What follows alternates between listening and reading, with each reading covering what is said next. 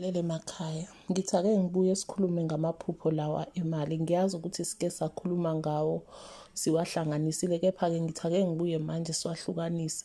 Kube ukuthi sikhuluma ngemali eyisiliva, sikhuluma ngeyamaphepha, mese sikhuluma ngemali emnyama. Soqala-ke ngemali eyisiliva. Ukuphupha kuwukuthi uyayibona imali eyisiliva ephupheni. Iphupho elihle kakhulu lelo, lisuke lisho kona ukuthi kukhona inhlanhla ezayo esheshayo eza kuwena.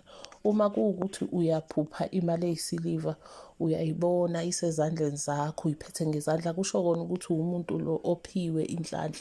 Inhlanhla isezandleni zakho, kusho ukuthi isikhathi esiningi umuntu onjalo mekuwukuthi uphiwe ikhono lokusebenza ngezandla, inhlanhla yakhe iyomila ngomsebenzi wezandla zakhe.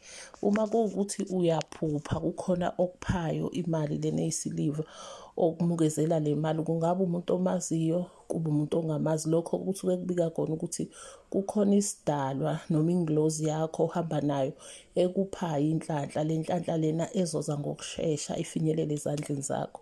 Uma kuwukuthi uyaphupha imali eyisiliva kukhona omupha yona noma kukhona oyicelayo uyidlulisele kuyena. Lokho kusuke kubika kona ukuthi yebo uphiwe inhlanhla enkulu, futhi inhlanhla eza ngomfutho, kodwa uyayidlulisa, idlulela kwabanye abantu, ayikusebenzeli, isebenzele omunye umuntu.